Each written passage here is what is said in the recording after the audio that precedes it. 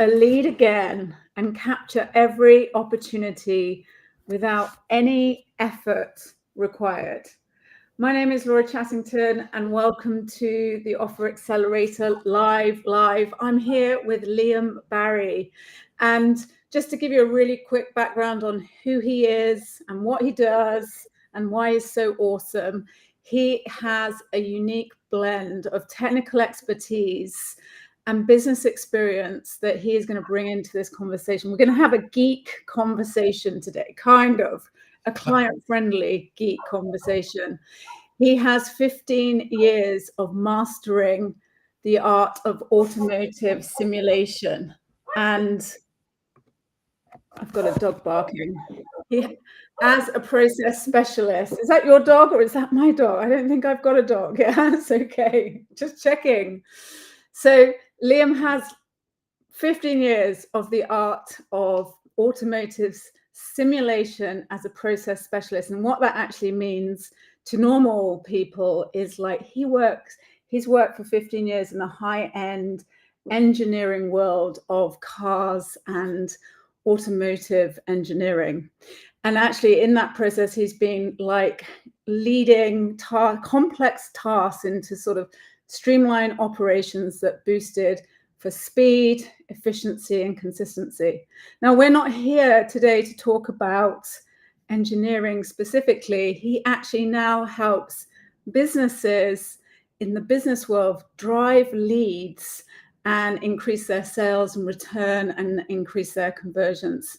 And Liam helps sort of map the customer journey using that engineering stuff. He maps the customer journey and he uses tech and AI. Everyone wants to be using AI, but Liam actually knows how to use AI properly and really simplifying everything for simplifying all of this in the digital world for business owners.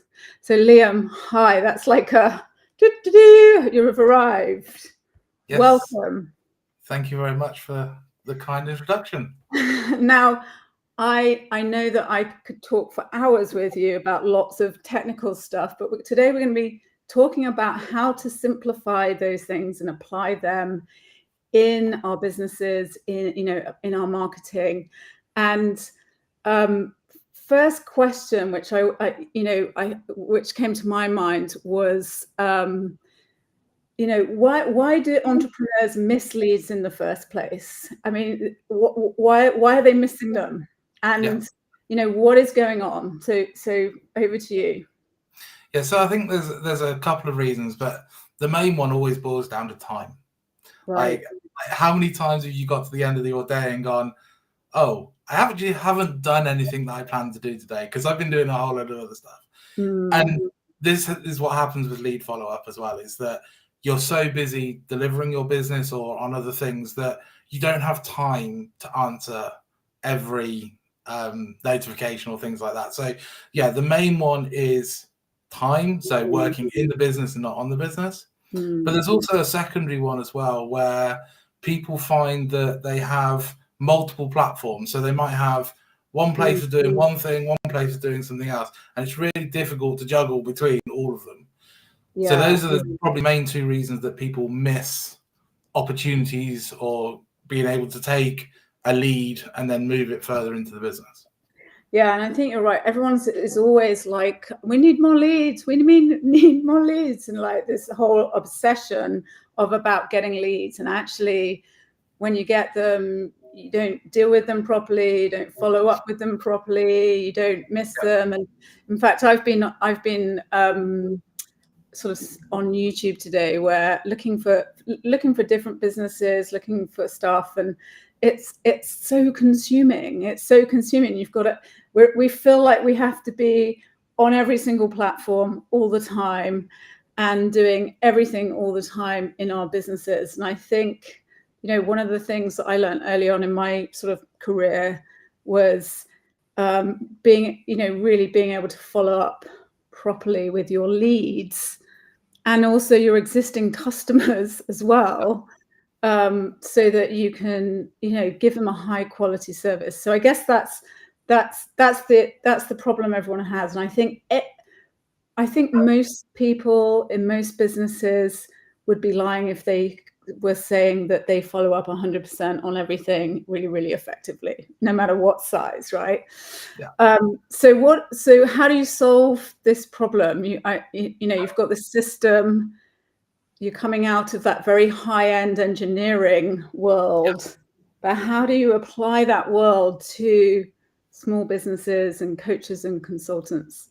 Sure. So yeah, effectively what the system that I use does is it takes that initial lead follow up, and we automate it. But we do that in a non-scary way, as it were. So what I do, and I do this with all of I do this a lot actually. Actually forget about the tech to begin with.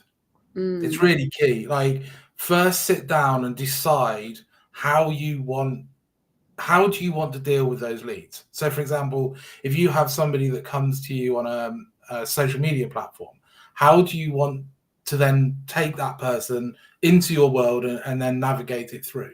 And if you can map that on a piece of paper, so this is what I call a client journey, and I sit down and do this with my clients, we map out exactly what that looks like. And the reason we do it is then you can take that and then you can apply the automation later. So that's essentially what the system does.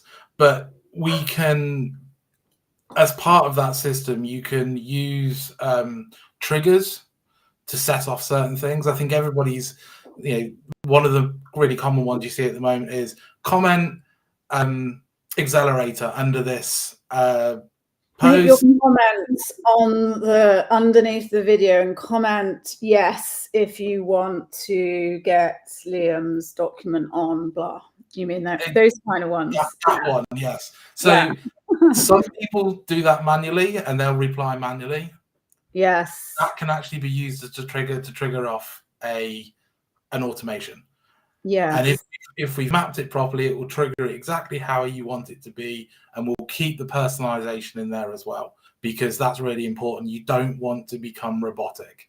Yeah. So for example, you can have so for you, I'm going to use you as an example. Yeah, I was going to say we met because you were like, you're doing that manually, aren't you? And I was like, yeah.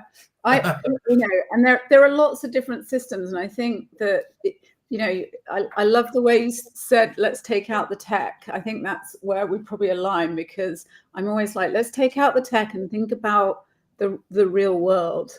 So using me as an example, I put a post in a group and asked people to comment something, yes, or me, or whatever.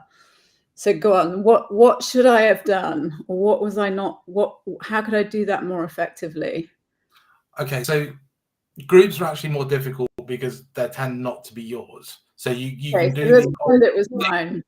Yeah. So let's say you've put out on your business page on Facebook, I'm looking for somebody to do something. Please comment yes below. So what we can then do is I will sit with you and we'll map out what that you want that to happen. So let's say that you're looking for people to do what I'm doing, coming to speak to your community, and you can use some pre-qualification questions in there. Make sure that I'm available the time that you want to be recording and I'm not on vacation. I'm capturing some of my email addresses and stuff like that. But to keep that personalization, so it's not robotic, that first message that you send me can be a short video of you, 10 seconds of you saying, hi, I'm Laura. Thank you for responding. I just want to gather this information and then I'll get back to you. And then it will start. So you're still, as a person receiving the messages, you're still feeling as though it's a personal thing and that I'm just not just a number because you're just chucking robotics at me. Yeah. And there is I always think now when and having been around looking at this stuff for quite a long time, when things like this, when automated stuff first came out, we hated it, didn't we? We all hated it. We were like, it's a robot, it's a computer. How do they know anything about me? Whereas now I feel like there is a combination. You're talking about a combination of interaction, aren't you? Where I want to get some information fast, and the fastest way to do that is through that process. And I love the idea that I can sort of send a, hey, it's Laura, thanks for your comment. I'm going to be coming back to you straight away, but in the meantime, blah, blah, blah, blah, blah, right?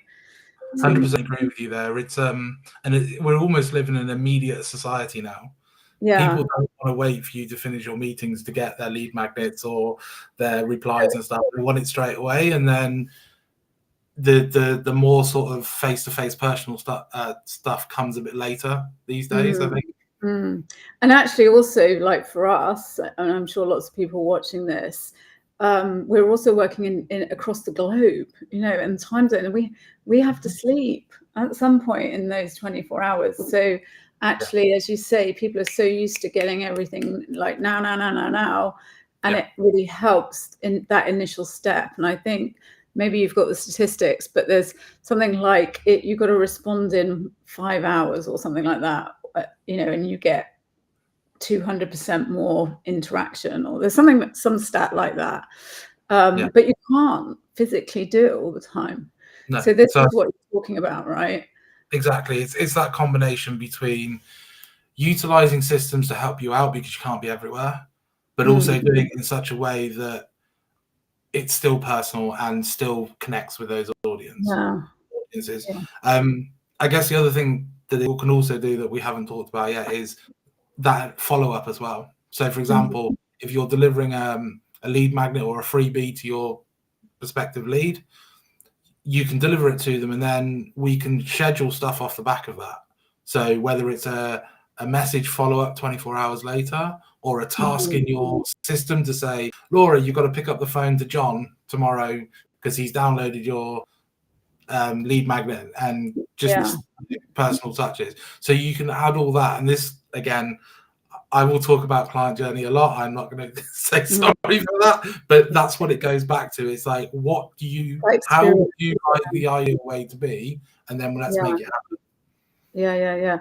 I always think of it, your word client journey, I always think of it, the experience that people go through once they interact with you and what happens. And so to sort of condense it down, like to like non-technical talk, what we're talking about is that as soon as someone interacts, as soon as someone interacts with your business, there is a system in place that follows up with them, but not only sends them 1,000 emails. You know, we're not talking about that. We're actually talking about really personalizing it.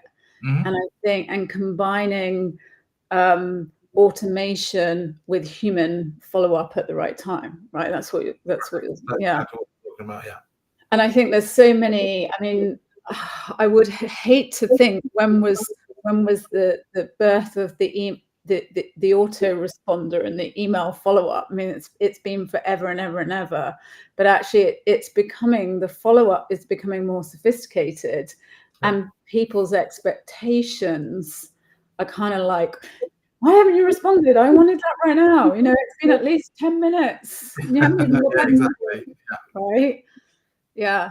So I get it. And I think I mean, again, you probably have statistics on how much value there is by adding in this sequence and this follow-up. And I think that lots of people want it. They get the value of it, but maybe get completely overwhelmed with the tech and sort of like the principles of what's happening make sense, human level. But actually with the tech, it just becomes another technical challenge that you have to try and work out. So what if you are struggling with tech? Okay, so most people use some form of tech within their business. Now, some will just use the basics. Some may have an email marketing system. Some may be technical whizzes. But when you're struggling with tech, I tend to do sort of several things. First of all, is that word again, client journey?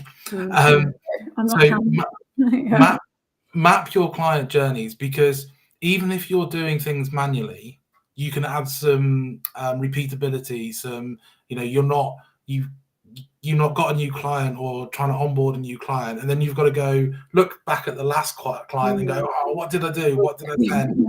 don't miss anything. So by mapping that client journey means that you've got some repeatable systems. So that's where I'd always start. Then you can automate using systems that you understand. So instead of doing top to bottom automation, maybe you can automate 1 or 2 steps just to begin with, because that allows you to have some benefit, but not giving yourself overwhelm.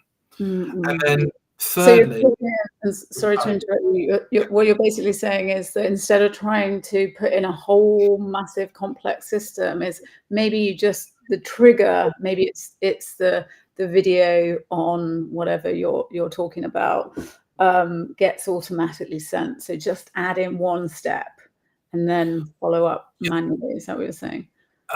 Yes, yeah, that's one way. Another way is so for example, I use triggers to deliver a lead magnet through DMs. But if you're not happy with the tech to do that, but you've got a email system with a landing page which delivers your lead magnet, don't change that per se. But what you can do is you can maybe do, well, I want them to comment on underneath my thing, and then I'm manually going to send them the link to my lead magnet page. So you haven't got that automation step of the automatic trigger word, but you have got the automation from the landing page to the email address to delivering, and it's just what you're comfortable with. Like I said, the last thing we want is overwhelm, because then people stop doing it and don't get the benefits. Which I guess then leads me on to the third point, if that's okay, if that answers your question. So yeah, my third point was obviously going to be outsource, but it comes with a caveat, because I'm a firm believer that although nobody can be expert in everything, having knowledge is good. So what you don't want if you're outsourcing is just a black box. So here you go, please do this for me. You know, come to me. Hello, Liam. I want you to do this for me. I go away and do it. I give you it back and say, there you go, it's working. And you're none the wiser to why or how. Yeah. What you want to do is you want to work with somebody who is willing to sort of pull back the curtains and go, right, this is what we're doing, why we're doing it, and kind of not so much the deep how, but so you can say afterwards, I've got my new automation, it's doing this and it's doing this for this reason. I may not be able to go and set it up myself, but I understand why I have it. Okay. So you understand the process and the principles of what you're doing. You're not just physically doing the tech. And you know that you outsourcing, it comes with all its own challenges. That so actually understanding what's going on is much better for your business, even if you're not physically doing it yourself. Yeah, because like I said, nobody can be an expert in everything. So just having that understanding to know like the outcome and kind of why you're outsourcing and you're having that tech will put you in a much better position than just I paid somebody to do this. I spoke to somebody a while back and they're like, I paid a company to put this system in for me, and now they've gone bust and it's not really working much anymore, and we don't really know what to do with it. It's like, well, okay, but that's because they went very blind. Yeah. I mean, I guess it's like, go on, sorry. I was just going to say, they didn't get one of their team or themselves with enough knowledge to know, how to add a new client into it, for example. So, sort of summarizing what you've said, what you're really doing is you're helping businesses develop their leads, right? And you're helping them automate the process, although advising them to make sure they know what's going on, so that they're not like, what's going on? I don't know. And not only are you doing that, but I'm kind of like, my brain is like buzzing, because I'm kind of like, oh gosh, I see how, it's actually, it's not the automation, it's also that experience that you're really enhancing for your new clients, your existing clients, everything. And that really is showing much better return, I guess, on sort of the leads that you're getting into your business, as opposed to not only just trying to do it manually, but also everyone does it to a certain level. So actually what you're doing is you're differentiating yourself as well, because of the sequence and the value that you're adding into that follow-up stream, because you can automate some of it, which means you have time to add more value into that stream, right, into that process. Yeah, I love it. And now I'm thinking about all the triggers. You talked about triggers, like trigger points.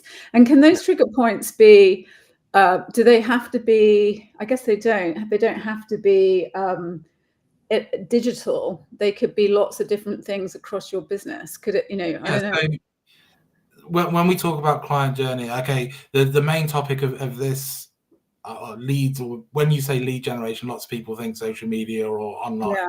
But no, this could also go to if you're at an event, if you're a presenter at either event, so you're going on stage or you have a booth or something at an event. So, for example, you can have a specific QR code. Let's say you've got a table, a booth at an event, and you'll have a QR code, and you can get your people to say, scan this, and then you get that evening, maybe send a message saying, oh, it was great to meet you at such and such event today. Great talking to you. If you want some more information, go here. And that's all automated, because you're using the trigger, then becomes the QR code. So it doesn't have to be a social media trigger, or even an external trigger like a QR code. You can also use client journeys for, let's say, onboarding. So I've come to you and I've said, yeah, Laura, I want to work with you. And you go, great. And then you can attach my name to your sequence, and it sends me the welcome email. 24 hours later, it sends me the first information booklets. It books the first call with you. All these things are automated off the back, but it's a slightly different trigger. Yeah, I love it. I absolutely love it. And I think that it's great to talk to you, because there are so many different ways that anyone who's watching this, so whether you're starting out or whether you have an established business, whether you're very advanced in business and you have a much bigger team, there are so many different places that you can put this automation in. And I obviously, my brain is always in offers and clients and client experience, but actually using that technology to really enhance that interaction is hugely valuable. I'm kind of like, this is we have systems in place in our business, and it's really kind of an upgrade to that your automation systems can bring to somebody's business, right? And like you say, if you're just starting out and you're just like, what is all this? Just having that first trigger or part of that process. But actually, I think you said it earlier on, just having the client journey written down on a bit of paper is super, super valuable, right? Now I'm going to ask you, because everybody is obsessed online with this, but and I know I've been talking to people recently about how things have changed or changing in terms of lead generation, sort of this year especially, and sort of going in, I mean, we're in September, so going into 2025, what do you see in terms of sort of lead generation in different markets, and whether that is changing from your perspective? I think it is changing. I think first of all, that's the first thing I wrote down actually when I was thinking about this was it's difficult to answer this in a catch-all, because it's different for every business. It depends. If you're aiming at, let's say you're aiming at people in their 20s versus people in their 60s, the answer is very different. But in general, there's definitely a movement in social media terms towards short form content. All the platforms are sort of promoting those and pushing those. And I think the other part of it for me that I'm seeing good return on, and I've spoken to other people that are doing the same thing, is collaborations. Yes. So working with other people, whether it's sharing lives, yeah, exactly this podcast, that kind of thing, because I think it allows, everybody talks about know, like, trust. Now, there's no better way to get that than actually, spend some time listening to somebody, or you see how they interact, because you're picking up more than just what you're hearing. So I think that's also a really good thing as well, is that collaboration. Yeah. I think you're right, actually, and not that you wouldn't be, but I think that people also, again, if you think about the transitions of how marketing and online marketing and sort of all that, I feel like we're sort of, and maybe AI is triggering it in a way, because people are starting to go, I can get AI to do all of this, but actually I need to focus on the human element of the business and actually collaborating. In our business, we like to collaborate because it brings so much benefit to both parties. But also on a personal level, I like to collaborate because I get to meet and speak to people. And, you talked about know, like, and trust, but also business doesn't have to be this sort of constant online slog of where social media has perhaps brought us to. And I think people are sort of going, do you know what? That's not how I want to do business, and that's not fun. And I think the idea of collaborating and doing lives and doing podcasts and whichever way collaborations sort of happen is a really good way of doing business online.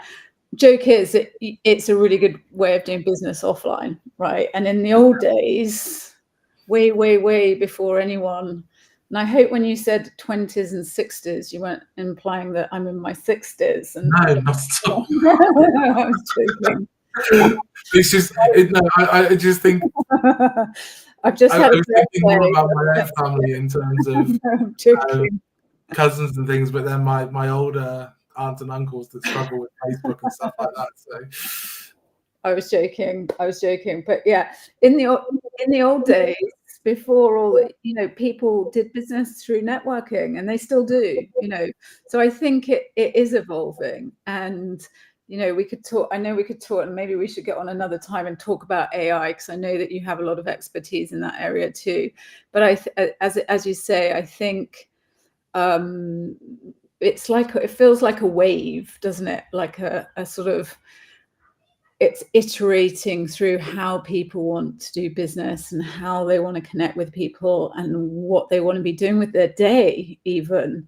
And that isn't necessarily spending hours sort of on the internet talking to a camera, telling everyone how awesome they are at something, when behind the scenes they're like, oh, so yeah, it's an interesting, I think it's a really interesting time, and maybe it is being driven slightly by, or it's driven a lot by AI in sort of how people are starting to do business and how it's changing how we do business.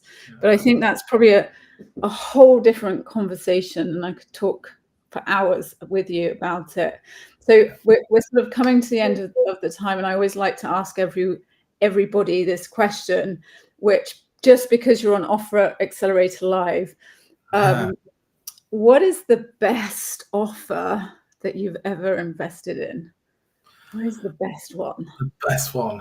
So yeah. So again, I've already mentioned this one this earlier when we were talking about struggle with tech. So for me, I look to invest in myself. So I don't like offers where it's just done for me and I don't learn anything. So that's always a criteria for me. So off the back of that, probably the thing that the best offer I've done is one-to-one business coaching. Because I've been in communities, I am in communities as well, and they're great for certain things, but there's nothing better than spending time, really investing on your business with somebody who you really get on with, who you can bounce ideas off. And I guess I'm really lucky in mine that the person that I work with, she's helping me because she's a lot more experienced. She's a business coach, but she's also learning from me as well as we go. It's almost like a collaboration as well, which is really cool. I don't think you realize how much the people that coach you learn from you until you coach other people, right? And when you coach other people, you're like, oh, okay, and it is. I think it's a great place to be, isn't it? When you have clients who are really on the ball, who really push you as a coach, as a professional, to up your game, I think. Yeah. And that really is a great experience once you sort of got any head trash out your head that you can't do it. But once you've dealt with that, it really takes you to the next level. Listen, it's been amazing I know we've only spoken briefly about what you do and how you do it. And I know it's a vast sort of area of expertise you have. So if people want to find out more about you and what you do and how you do it and everything else, where do they go to find that information? Yeah, so you'll find me on all the social medias. I think I'm in the Accelerate Offer group. So yeah, come and find me in there. There's other information on offer. I think we're going to put some links under this video, aren't we? For sure, 100%. So yeah, there's a live demo in there that you can go and experience some of the stuff that we've been talking about today. And there's also, I've got 3 of my workflows that I use on Instagram. I'm giving them away free. So you'll get to see the diagrams that we were talking about as what have you as well. So the links for those will be in the comments, courtesy of Laura later. Thank you. Awesome. I'm definitely going to go and have a look at those and see everything there. So definitely we'll put the links in. Definitely go and check that stuff out. And as Liam says, if you have any questions, he's there. Connect with him. And hopefully we will see you again soon, Liam. But thank you so much for being on Offer Accelerator Live. And I look forward to catching up with you really soon. Yeah, it's been a great conversation. And yeah, we'll catch you soon.